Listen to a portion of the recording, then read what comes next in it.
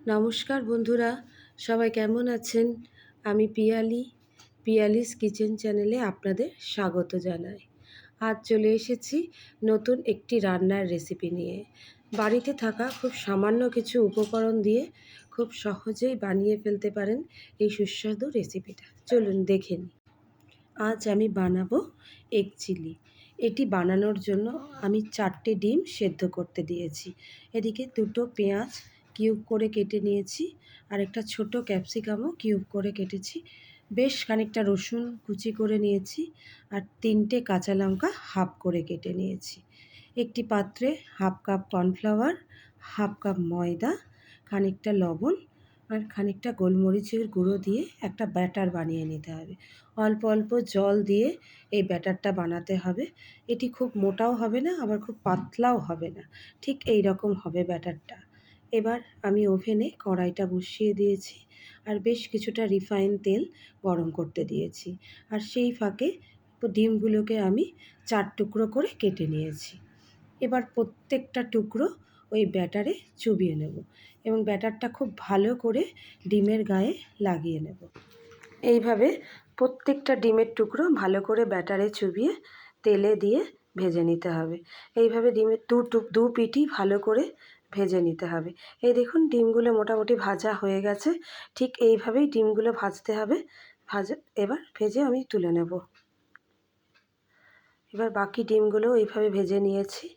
এবার কড়াইয়ে থাকা ওই তেলের মধ্যেই রসুন কুচিটা দিয়ে দিলাম।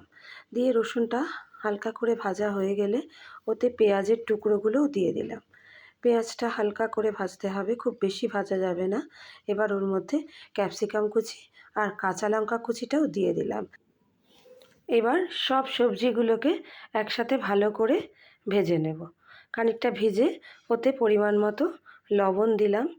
লবণটা দিয়ে ভালো করে নাড়িয়ে চাড়িয়ে নিয়ে 1 চামচ ভিনিগার দেব, আর 1 চামচ সয়া সস দিয়ে দেব। এবার ভালো করে ভেজে নিয়ে ওতে বেশ খানিকটা টমেটো সস দিয়ে দিতে হবে। টমেটো সস দিয়ে ওটাকে ভালো করে ভাজতে হবে।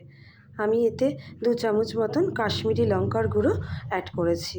এটা দেওয়াতে রঙটা অনেকটা ভালো হবে। আর খুব সামান্য পরিমাণ চিনি অ্যাড করেছি।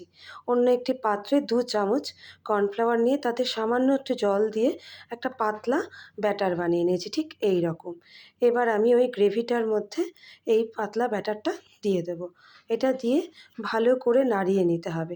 কর্নফ্লাওয়ার দেওয়ার জন্য ব্যাটারটা অনেক বেশি ঘন হবে। এবার ওতে 1 কাপ মতন জল আমি দিয়ে দিয়েছি। এইবার জলটা দিয়ে ভালো করে নাড়িয়ে নিয়ে একটু ফুটতে দিতে হবে।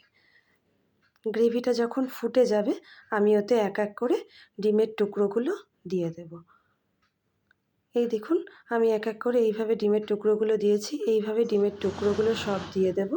দিয়ে ভালো করে গ্রেভির সাথে মিশিয়ে নেব। ঠিক এইভাবে হালকা হাতে মেশাতে হবে, খুব বেশি জোরে মেশাবেন না, তাহলে ডিমগুলো ভেঙে যেতে পারে। হালকা করে মিশিয়ে নিতে হবে। এইভাবে খানিকটা ফোটানোর পরে রেডি হয়ে গেছে আমার এগ চিলি। তো বন্ধুরা, কেমন লাগলো আজকের এই রেসিপিটা জানাবেন। যদি ভালো লেগে থাকে তাহলে অবশ্যই লাইক, কমেন্ট আর শেয়ার করবেন। আর আপনি যদি আমার চ্যানেলে নতুন হয়ে থাকেন তাহলে চ্যানেলটি সাবস্ক্রাইব করে নেবেন। পাশে থাকা বেল আইকনটি প্রেস করে দেবেন, যাতে আমি যখনই কোনো নতুন ভিডিও আপলোড করব আপনার কাছে সবার আগে সেই নোটিফিকেশানটি পৌঁছে যাবে। তাহলে আজ এই পর্যন্তই, আবার খুব শীঘ্রই দেখা হবে।